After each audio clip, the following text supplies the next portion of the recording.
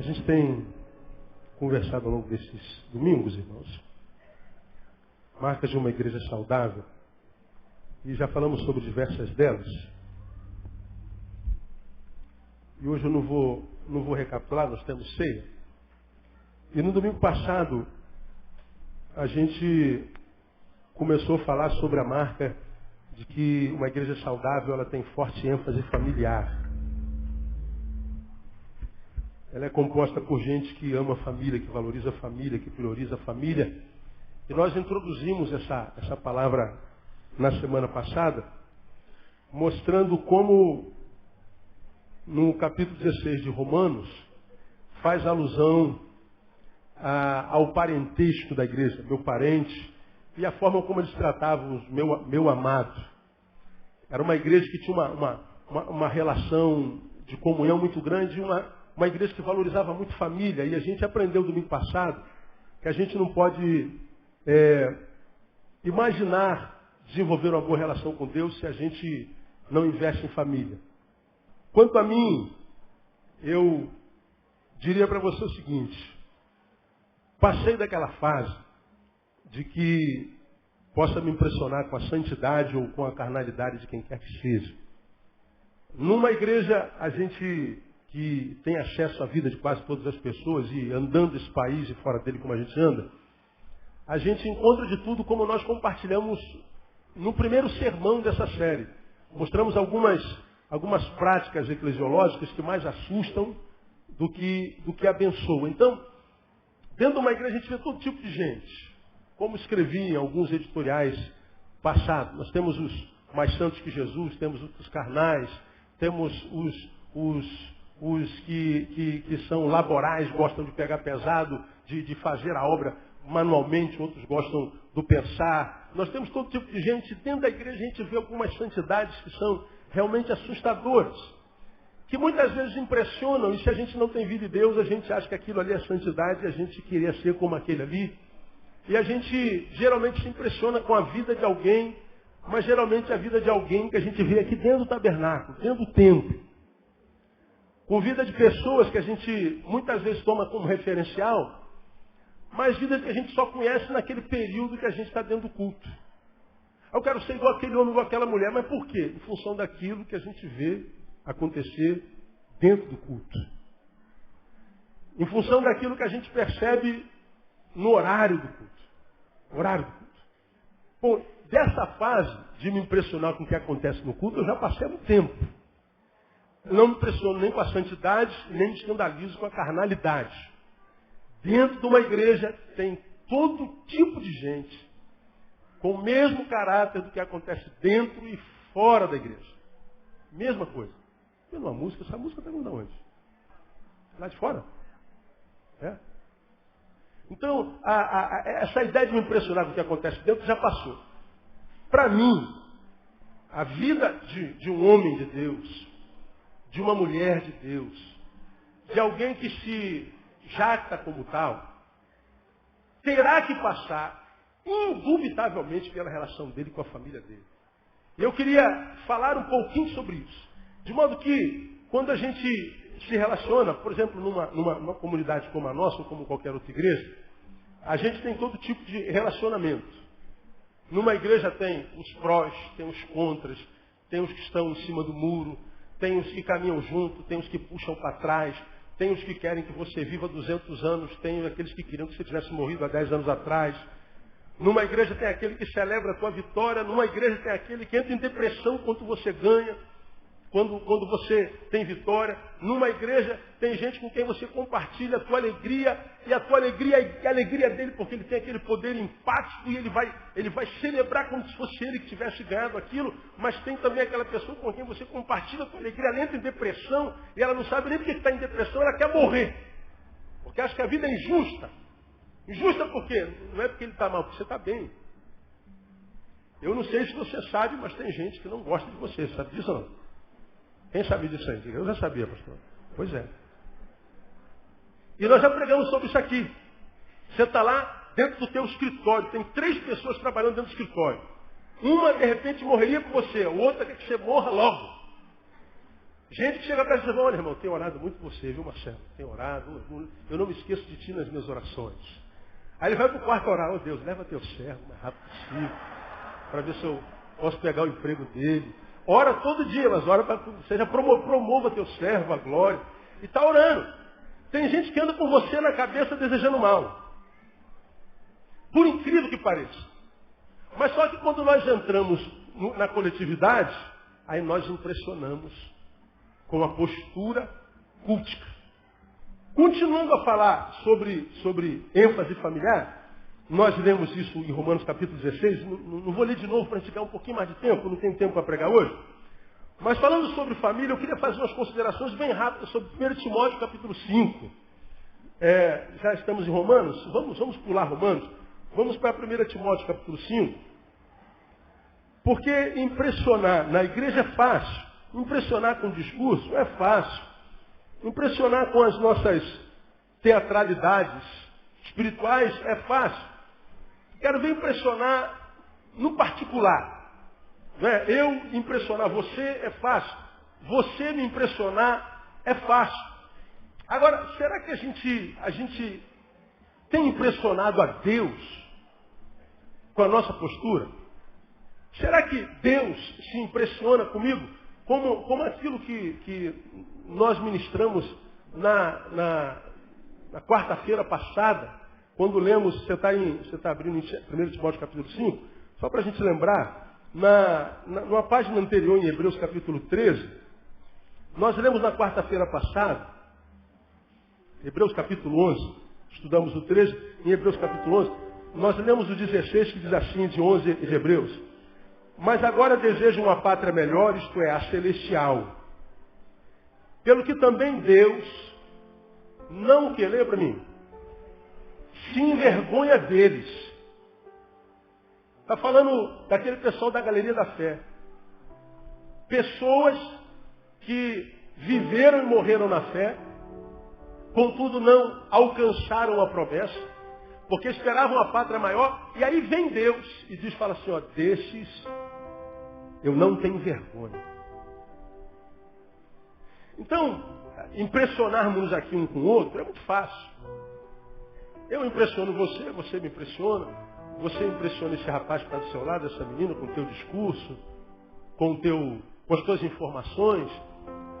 Agora, quando você está sozinho com você é o espelho. E Deus como testemunha. Deus se impressiona com a qualidade de vida que você vive ou com a tua capacidade de representar. Eu acho que a realidade da nossa fé, ela passa prioritariamente pela família. Porque é onde tudo começou. Não é bom como esteja só. Então tudo começa na família, na verdade tudo termina na família.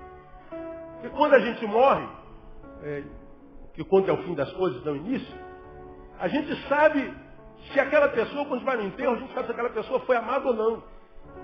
Já preguei sobre isso aqui outrora e falei que eu já tive enterro onde estava o defunto e eu. Alguém pagou o enterro daquela pessoa, e foi a família no caso, mas ninguém foi ao enterro dele. Nós tratamos do enterro, foi anunciado o enterro, e no enterro não tinha ninguém, senão eu. Como pode uma coisa dessa? É porque o fim vai revelar o que foram os meios. Então eu acho que a fé, ela passa pela família.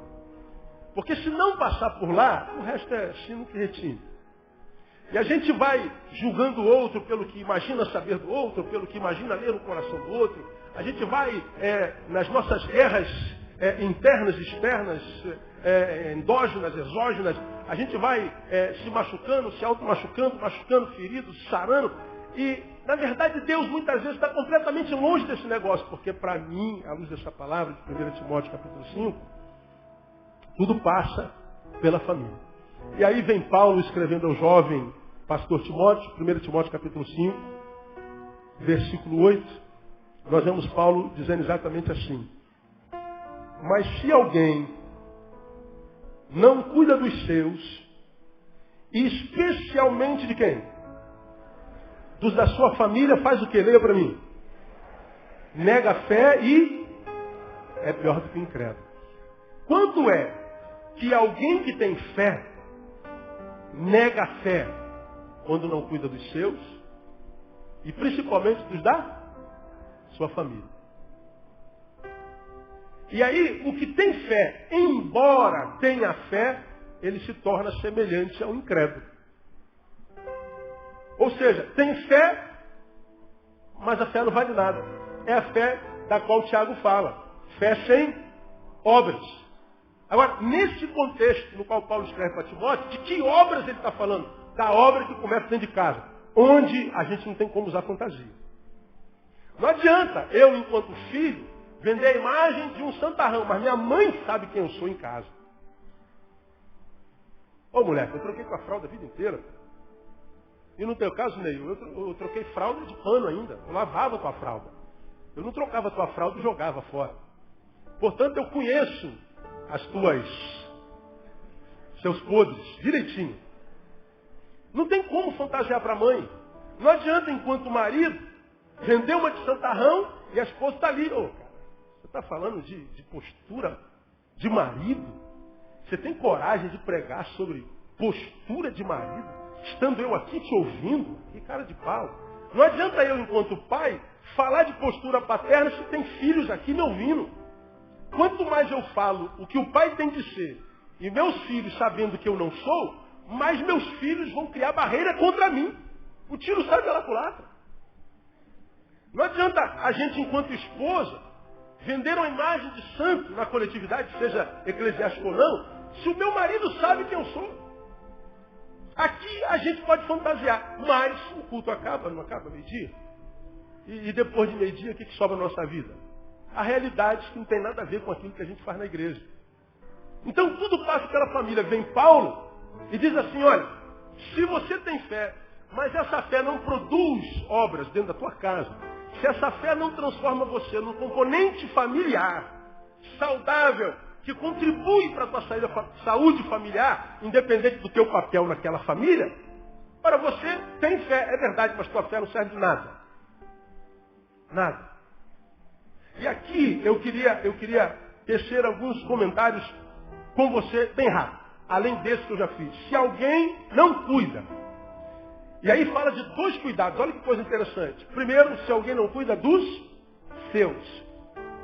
Aí depois ele fala de outro grupo de pessoas, especialmente dos da sua família. Então veja, os seus e sua família não são as mesmas pessoas. Cuida dos seus, e entre esses que são seus, os da sua casa, que também são seus. Todos os que estão na tua família são seus, mas nem todos os seus estão na sua família. Então ele diz, se alguém não cuida dos seus, primeiro, nega a fé, é pior do que incrédulo. Se alguém não cuida dos seus, principalmente aqueles seus que estão dentro da sua casa, nega a fé e é pior do que incrédulo. E é só para a gente lembrar, pela graça sois salvos por meio da fé. E essa é a vitória que vence o mundo, a saber, a vossa fé. Então a gente é salvo pela fé, a gente passa pelo mundo em vitória pela fé. A fé é tudo. Agora ele diz, quando a gente não cuida dos nossos, estejam dentro ou fora, principalmente de dentro, a fé não vai ter efeito na nossa vida. A gente vai virar um verborrágico. Lá, lá, lá. De modo que quem testifica, de fato, se nós somos ou não somos do Senhor, não é o que a gente faz aqui, o que a gente prega aqui, o que a gente faz do lado de fora, o que a gente faz, não. É a nossa relação familiar. Isso conta para Deus e para o diabo. Porque o diabo conhece a Bíblia. Tanto é que quando ele foi tentar Jesus no deserto, o diálogo foi biblístico. Está escrito Jesus, também está escrito Satanás, mas também está escrito, também está escrito. Ah, mas também está escrito Jesus, ó. Também está escrito, não tentarás o Senhor seu Deus. Para com essa palhaçada, eu não vou te dando mais papo não. Aí de reto, Satanás.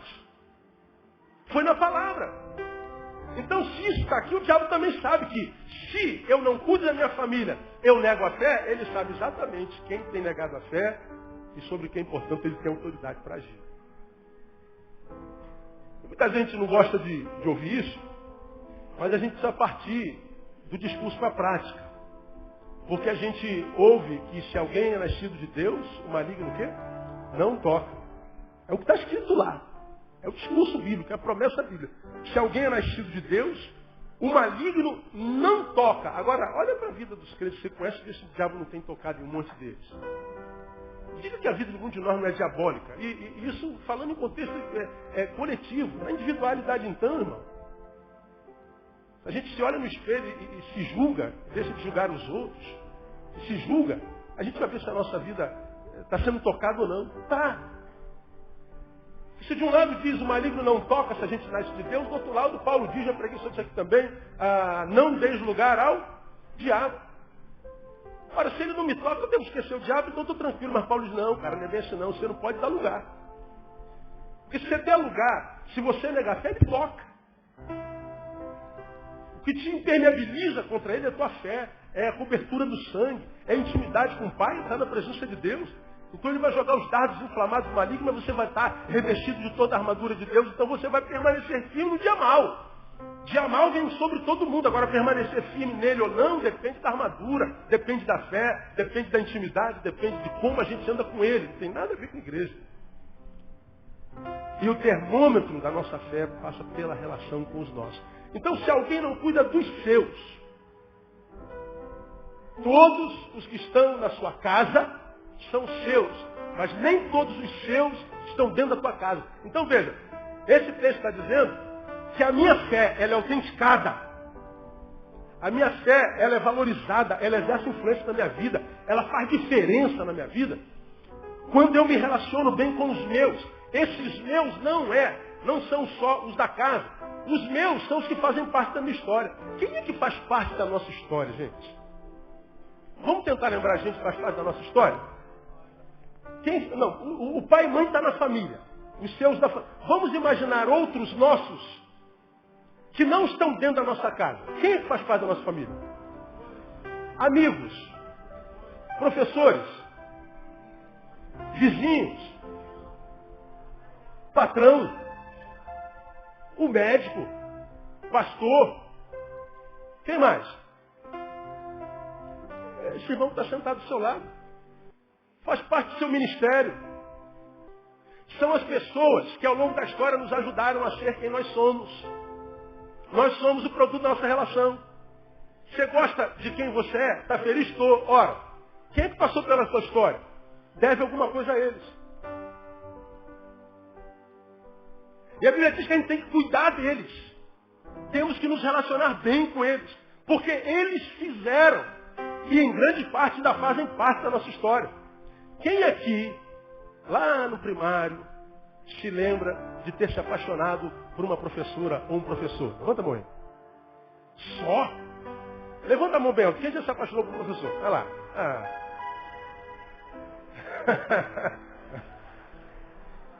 Garoto, 12, 10 anos. Professora chega, o moleque O professor chega, a menina derrete. Aí você vai lá, acha o caderno dela, abre a capa do caderno, está o nome dele, a idade, o desenho dele. Aí descobriu uma foto no Orkut, bota no caderno.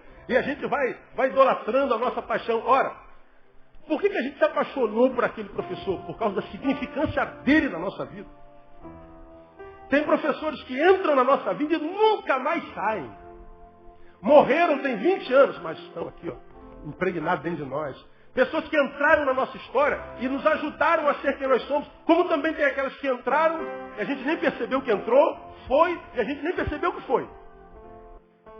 Agora a Bíblia diz que a minha fé é valorizada e é testificada em mim quando eu me relaciono bem com os meus. Quando eu cuido dos que são meus.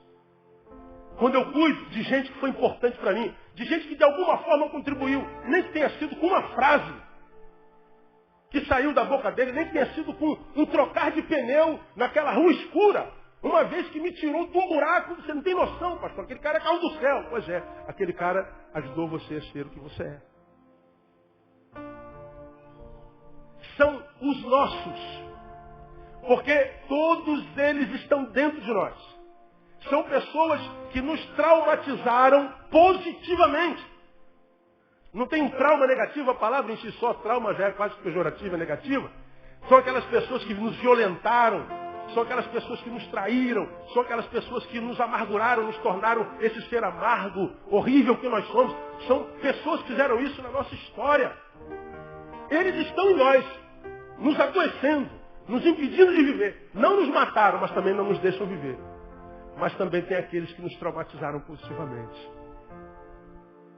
São aquelas pessoas que são semelhantes àqueles crentes que haviam na igreja de Filipe, para as quais Paulo escreve assim: dou graças ao meu Deus todas as vezes que me lembro de vós. Lembra que eu preguei sobre isso aqui?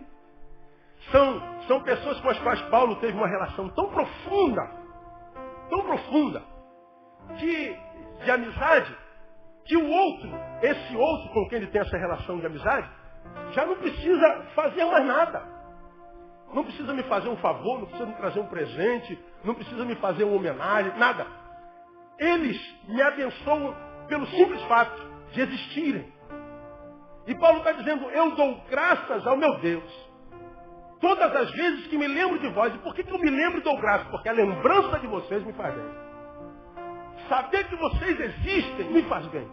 Mesmo estando longe de vocês, eu sei que pelo simples fato de vocês estarem e serem, já fazem bem para a minha alma. Vem Paulo diz assim: ó, se alguém não cuida desses, se alguém não honra esses, se alguém não vive uma relação de gratidão com esses, diz o texto, nega a fé. E eu sei que quando a gente prega uma palavra dessa aqui, a cabecinha de vocês, como a minha também, está resgatando boa parte da nossa história, não está? Fala a verdade.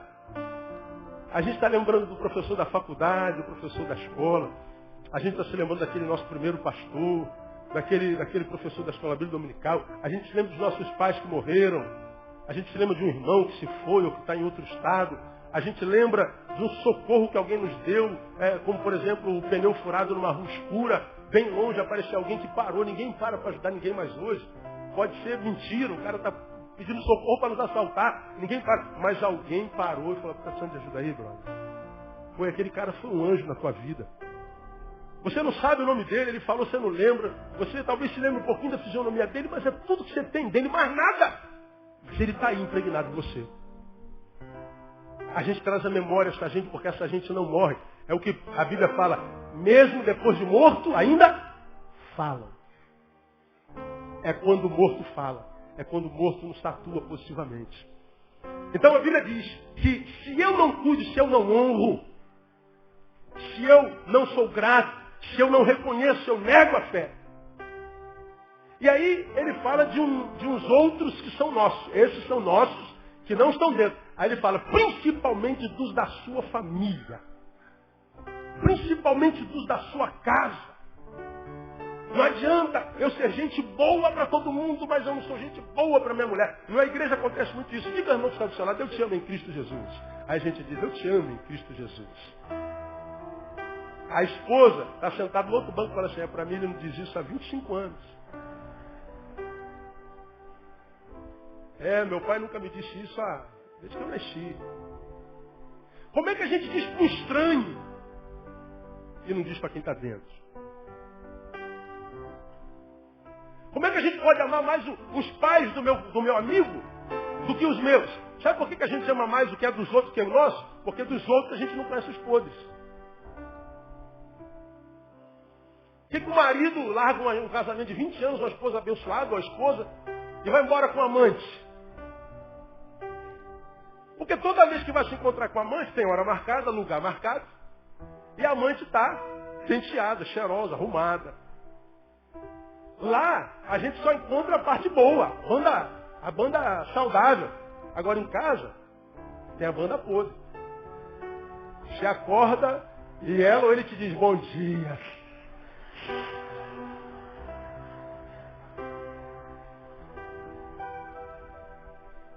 O cabelo não está lisinho como está no culto.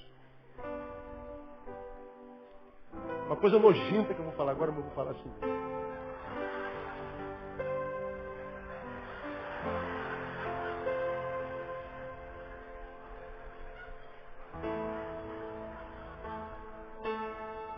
Quando a amante, por exemplo, está de TPM, não vou falar não, amor. Ela, não, amor, hoje a gente vai se encontrar não, que eu estou com um problema pessoal. Não vai. Agora você tem que encarar a TPM dela. Ela está querendo matar todo mundo, mano. Você sempre vê uma declaração. Ah, morra! Ah, morra! Meu Deus do céu, só perguntei qual é o almoço hoje.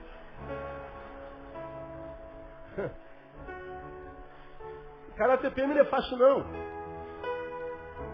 E quando a mulher, mas não é só a mulher não, a mulher está com problema, sei lá, está fazendo um tratamento, fazer um exame, não pode ter sexo. Aí o homem fica 3 dias, 4 dias sem fazer sexo. Homem sem sexo perde o cérebro. Ele não raciocina. O cara fica azedo. Aí o cara está 1 semana sem fazer sexo, amor, troca a carrapeta da cozinha. Ah, uma droga, mulher. Ah, esse catado. Cara... A gente tem que conviver com o podre do outro. A gente tem que conviver com a demora do outro. A gente está pedindo para trocar aquilo há 200 anos, não troca. A gente está pedindo para fazer aquilo, não faz. A gente vai encontrando com o podre, com mau humor. E aí não, com o outro é só beleza. Aí a gente para o outro diz o quanto ela é maravilhosa, o quanto ela está sempre sorridente, está sempre com o dente escovado, o cabelo está sempre liso, ela está sempre maravilhosa, ele também. E a gente olha para o lado de fora, o lado de fora é sempre melhor do que o nosso. A família do outro é melhor do que a nossa, a igreja do outro é melhor do que a nossa. A gente vai lá na igreja do outro, vai num congresso e vê uma coisa, nossa igreja não tem isso, nossa igreja não presta. Vai para lá então, pô, some daqui. Agora o que tem aqui que não tem lá que você não sabe? Você foi lá no congresso, pô. Aí eu fui lá na casa da minha amiga, eu vi esse negócio acontecer, minha casa não tem. O que tem na casa dela que não tem na tua, que você dá glória a Deus por isso? Não sabe. Você só foi lá almoçar na casa da sua amiga. Aí a gente vai para a casa de alguém e traz para a nossa casa decepção. Porque viu uma coisa numa visita que fez, que tem lá e não tem aqui. Agora tu não sabe que riqueza tem aqui que lá não tem. E a gente vai maculando a imagem que a gente tem da nossa família, da nossa esposa, sem saber e não percebe que ele acha que o que ele está tendo é uma visão maior da vida familiar dos outros, porque eu fui lá na casa do meu amigo, e na casa do meu amigo tinha tudo isso, na minha casa não tem. Minha visão ampliou. Não, você emburreceu. Porque você imagina que a sua visão ampliou. Mas não é não. É porque você não convive lá. É porque a gente tem mania de achar que o do outro é melhor do que o nosso. Aí a gente diz que ama o de fora. A gente é sangue bom. O amigo pede uma coisa, a gente dá na hora. A faculdade todinha, olha, os caras é gente boa demais, cara. Esse homem é gente boa, o trabalho, todo mundo gosta dela. Mas em casa, não é a mesma coisa. E aí quando Deus vai relacionar-se conosco, você acha com quem que ele vai se relacionar? Com aquele que eu sou em casa ou com aquele sangue bom que eu sou na faculdade, no trabalho? É com aquele que eu sou em casa.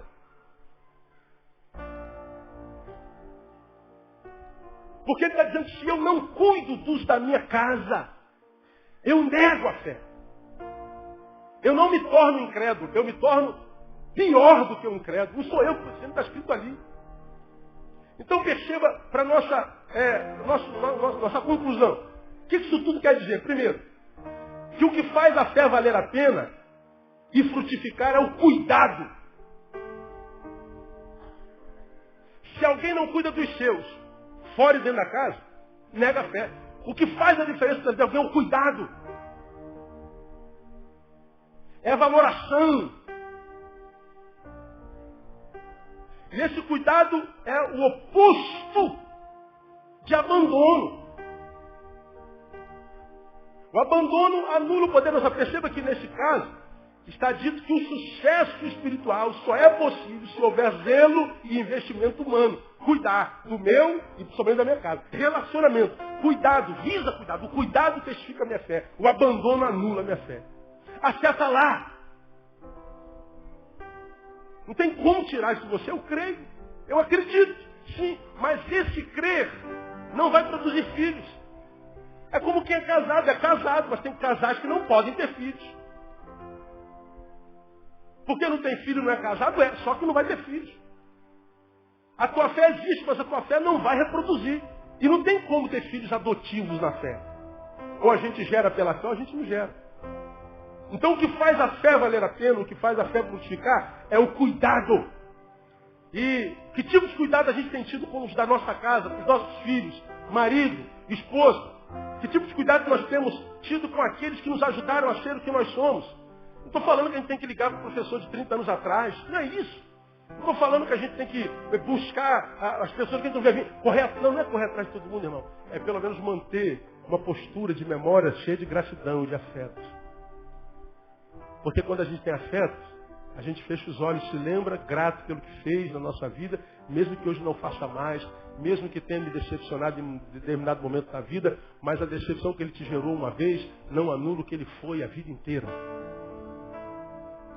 Ele pode ter vacilado. Agora pega a história toda, vê se ele não foi de alguma forma dentro da tua vida. Foi! Então você tem que fechar os olhos e falar assim, eu louvo a Deus pela vida daquele professor.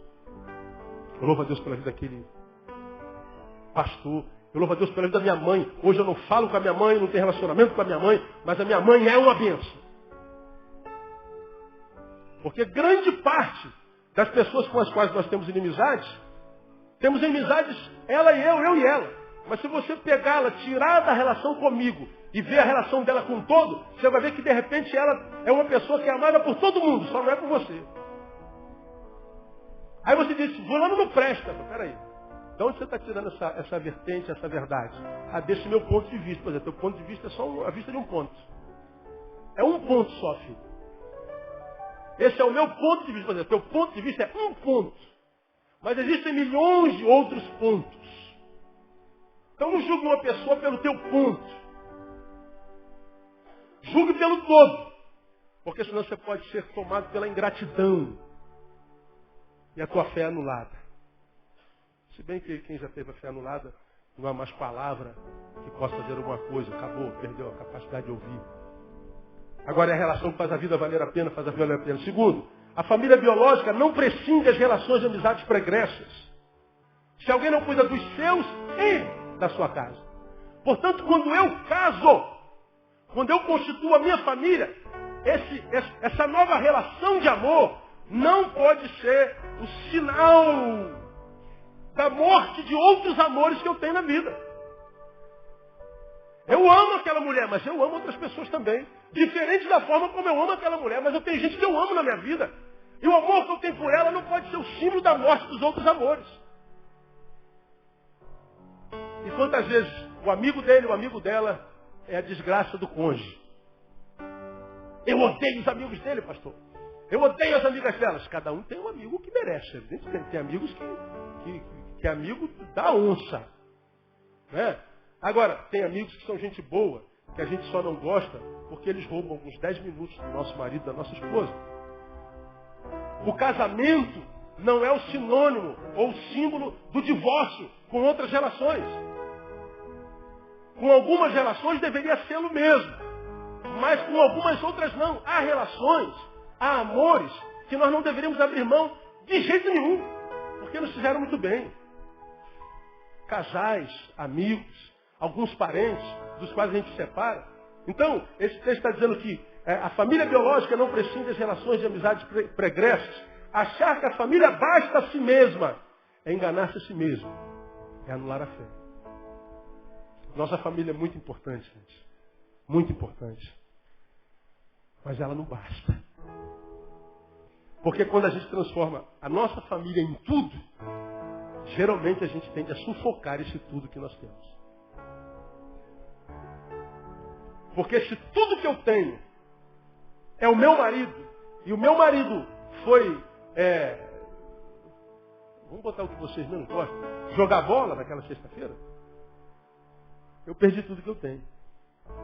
Pelo menos durante aquele período do jogo. Quando eu perco tudo que eu tenho durante o período do jogo, quando tudo que eu tenho chega, eu jogo uma pedra nele. Eu julgo. Eu brigo com ele. De modo que quando ele estava jogando, tudo que eu tenho, eu não tinha. Porque fiquei com raiva, porque eu não tive aquilo tudo que eu tenho. Quando tudo que eu tenho chega, eu continuo não tendo, porque eu não vou amá-lo. Eu vou brigar com ele. E aí eu não tenho tudo que eu tenho durante a noite inteira. O que acontece se eu não tenho tudo que eu tenho a noite inteira? Quando amanheço, no dia seguinte, eu estou amargurado com tudo que eu tenho. E saio para o trabalho e nem dou um beijinho na boca. Bom dia, amor. Sai em silêncio e bate a porta para que saiba que você saiu com raiva. Aí você não tem tudo que tem durante o dia inteiro de novo. Se tudo que você tem não for um tudo maduro, e pedir perdão, fazer um agrado, mandar uma rosinha. Mas for alguém semelhante a você que diz assim, pô, essa mulher é doida, cara, eu não vou pedir desculpa não, eu não pequei, não fiz nada demais. Se ela não vir falar comigo, eu não falo com ela não. Aí tu fica sem tudo que você tem uma semana inteira. Porque tudo que a gente tem, se é o marido, se é a esposa, se é o filho, é um tudo que não basta. Nós precisamos de amigos, irmãos, nós precisamos de irmãos. Nós precisamos de estarmos bem no colégio, na faculdade, no trabalho. A gente precisa de relacionamento. O adolescente precisa da união do adolescente, o jovem precisa da união de jovens. Eu preciso de colegas, eu preciso de gente, você mulher precisa de mulher, vocês homens precisam de homens. E, geralmente pessoas que estejam conosco que não sejam iguaizinhas a gente, porque senão quem só se relaciona com igual perpetua o status quo. Você vai achar que é o dono da verdade, mas você só se relaciona com aquilo ali, gente que pensa igualzinho a você. Quem só se relaciona com igual para de crescer. Então, a família biológica não prescinde das relações de amizade pregressa. Termino. A fé cristã, genuína, tem por prioridade inquestionável as relações humanas. Se você espera viver uma vida que vale a pena, não pense ser possível através da religião apenas. Se pretende viver uma vida que vale a pena, se essa vida é imersa no que a gente chama de cristianismo, não pense que isso é possível só através da religião, da frequência à igreja, do dadismo, de cumprir os dogmas, de cumprir todos os trâmites eclesiológicos. Não. Não dá. Porque a Bíblia está dizendo para mim, se alguém não cuida dos seus, principalmente da sua família, cuidado, nega a fé e é pior do que incrédulo. Então você vai frequentar a igreja, vai dar dízimo, vai ser obreiro, vai ser diácono, vai ser presbítero, vai ser pastor, vai ser bispo primário, vai ser apóstolo. Você vai ser um especialista na arte da eclesiologia e da institucionalidade. Mas, quando terminar o culto, quando sair a gola clerical, você vai sentar no teu quarto, consigo mesmo, e vai se odiar. Porque aquilo não é o que você é, aquilo é o que você faz. E é muito bom quando a gente pode ser o que a gente faz e fazer o que a gente é. Quando a gente pode se misturar com isso. A vida se torna muito mais saborosa. Quando isso acontece, aí você vai entender. Podem chamar você do que chamarem, podem amar você, podem odiar você, podem morrer por você, podem tentar matar você, podem dizer que você é bonito, podem dizer que você é gorda, podem dizer que você é feia, podem dizer que você... Cara, você sabe quem você é. De modo que o que diz a teu respeito não muda o que você é no coração do Pai. A gente é menos vítima das circunstâncias. A gente é menos vítima da boca do outro. A gente é menos vítima da coletividade. A gente sobrevive. Porque a gente não está firmado na eclesiologia, na legalidade, na institucionalidade, não. A gente tem relação familiar, a gente tem amigos que estão conosco, haja o que houver, amigos que permanecem amigos, mesmo que a gente erre. Amigos que permaneçam amigos, mesmo que a gente prospere. Porque você sabe que duas coisas que terminam com amizade, erro e prosperidade. Se você erra, você me decepcionou, nunca imaginei que você pudesse fazer uma coisa dessa. Pois é, você imaginou que eu fosse um anjo. E a nossa relação está em cima do acerto, nunca do erro. Se eu errar, eu não presto mais para você. Isso nunca foi amizade. Foi uma relação de usufruto. O amigo é aquele que permanece conosco, mesmo que a gente erre. Discorda do que você fez. Discorda do que você disse. Mas eu continuo amando você. Porque você é mais do que uma ideia. Você é mais do que uma prática.